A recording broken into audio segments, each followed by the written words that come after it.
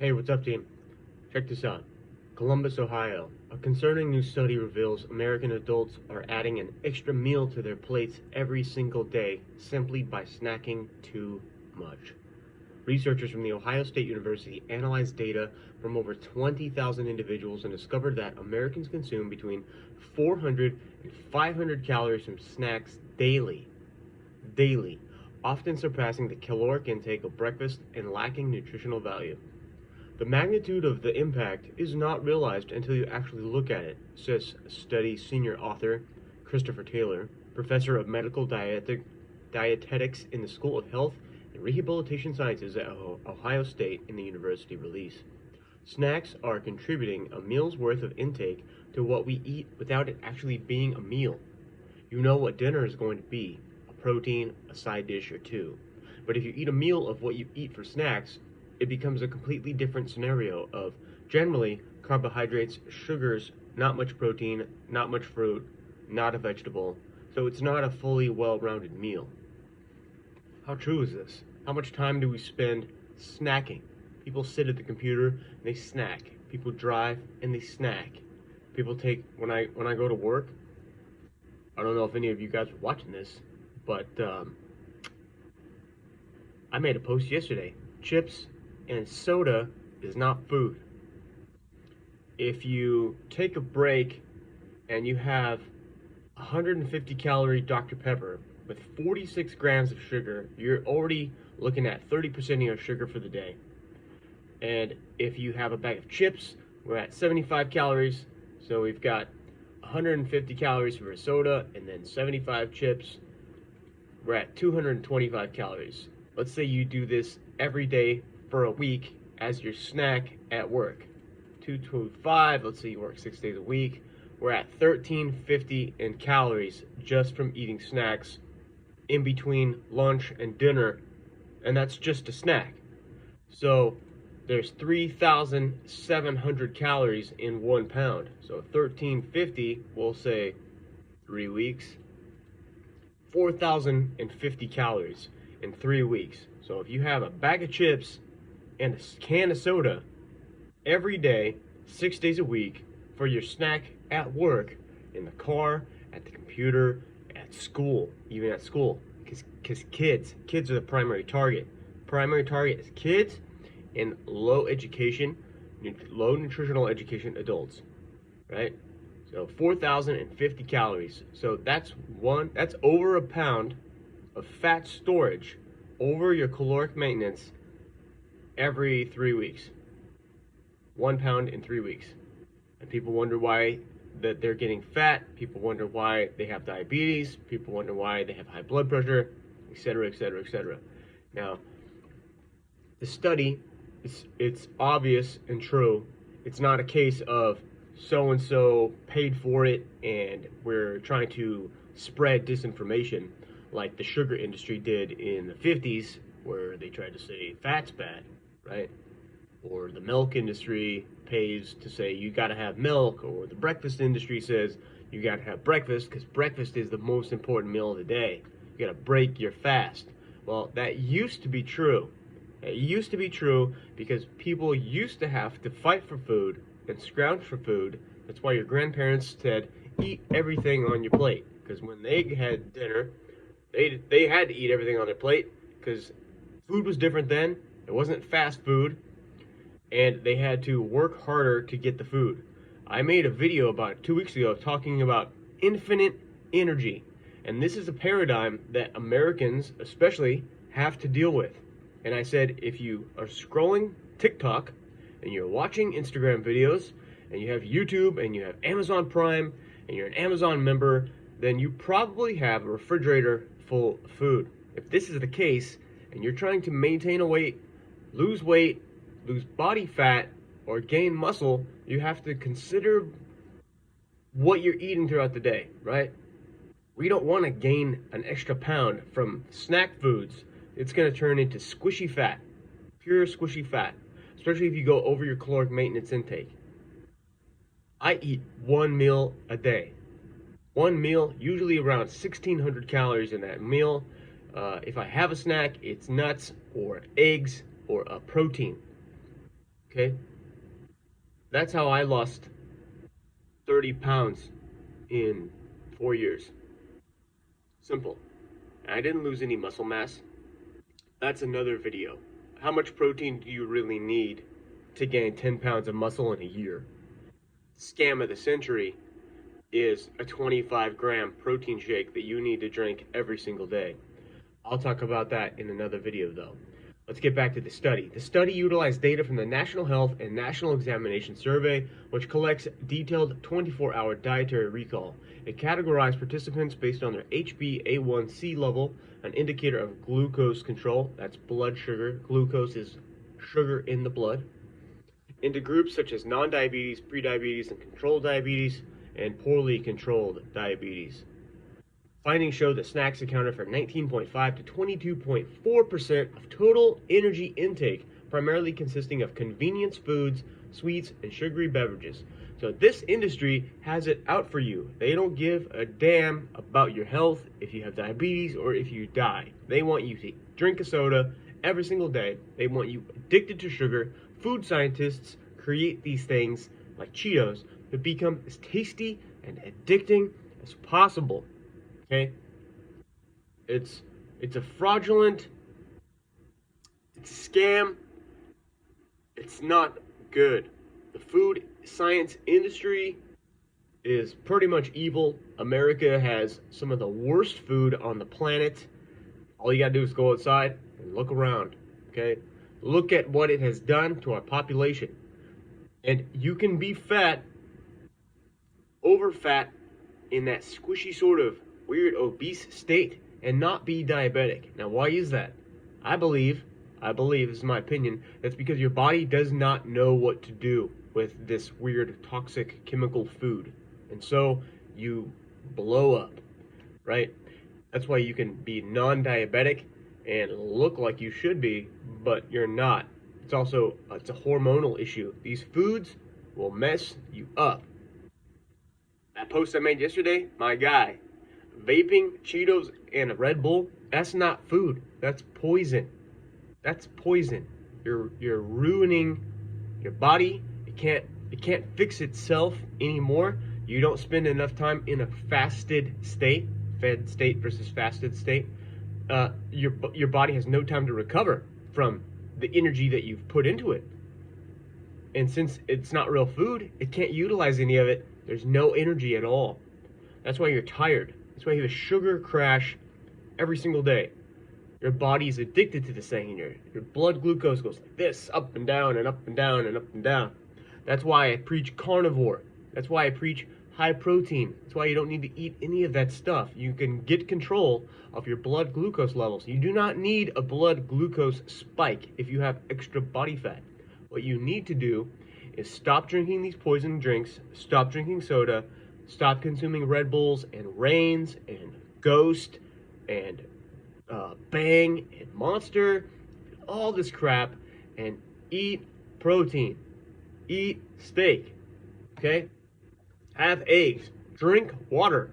I mean, I'm drinking coffee right now. I just got up. I worked 13 hours yesterday.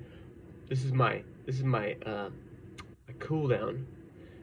But the creamer I use has no sugar. It's half and half, okay?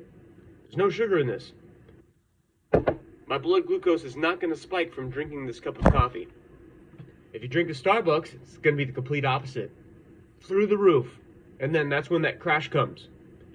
Your crash at Thanksgiving was not from turkey and tryptophan. It was because you consumed 800 calories of pumpkin pie with over 100 grams of sugar from the bread and the vegetables and the fruitcake and the cranberry, etc. Since your body is incapable of processing all this glucose because you no longer maintain metabolic flexibility, something that I talk about on my channel, something that I teach you about in my app. Yeah, not good.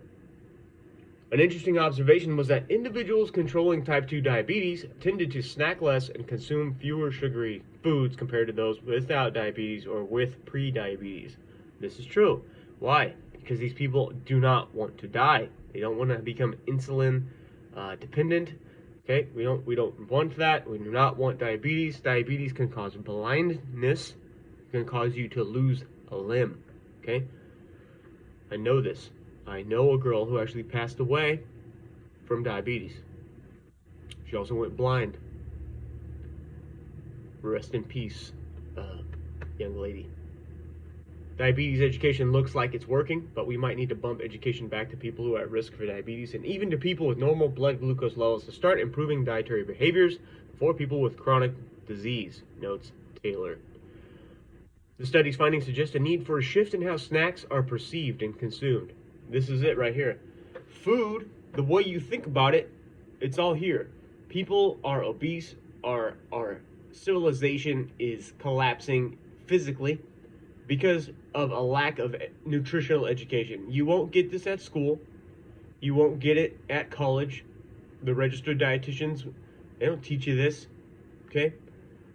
Most personal trainers, they don't know this. They won't teach it to you.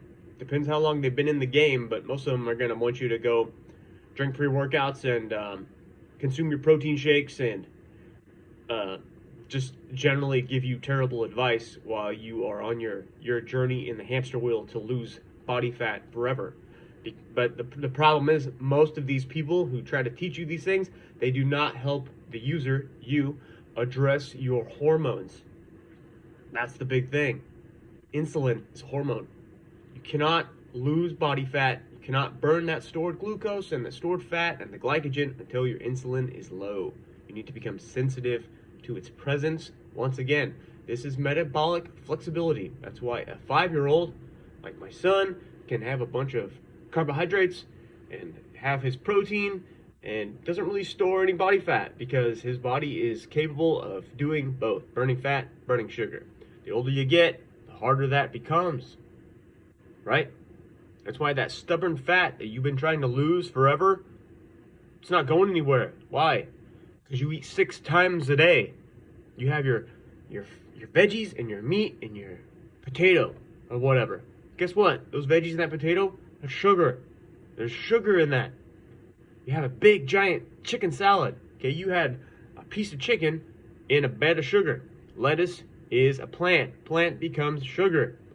So these people who teach you these things and they want you to, have chicken salads and do all this stuff, this is old, outdated nutritional information. This might have worked in the 70s, okay? This might have worked in the 60s. It no longer works because these snack foods have fucked up your metabolism and your body. So if you want to lose body fat forever, guys, I'm telling you, I can't stress enough. You got to go carnivore. You have to switch over to an animal-based whole food diet. You don't have to do it forever. It's a tool. It's just a tool. It's a method of eating. It mimics what our ancestors went through, okay? Eat one meal a day, and one snack.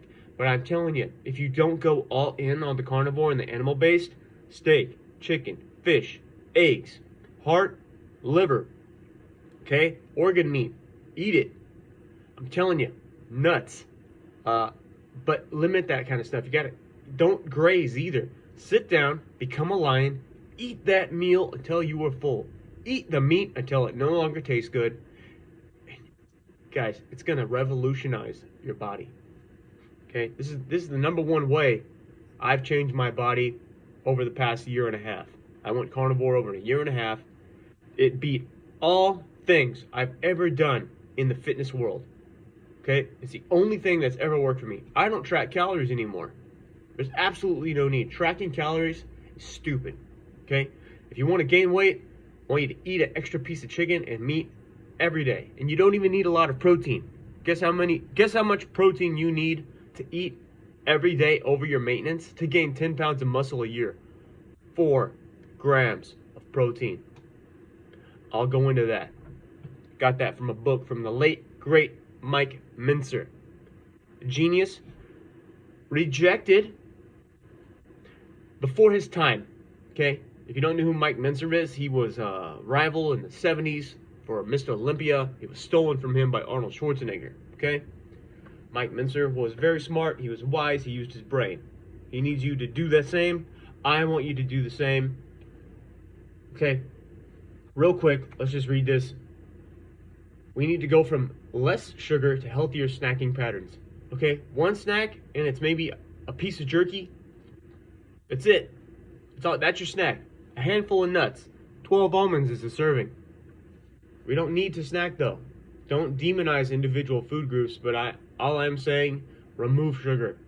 You do not need it. Did you know, fun fact, that the average 14-year-old today consumes more sugar by 14 than the average adult did in their entire life in the past 20 years? So before, I think about your parents or your grandparents, there was no fast food. And if there was, that burger at McDonald's was this big and it was made of real stuff, not this weird preservative crap.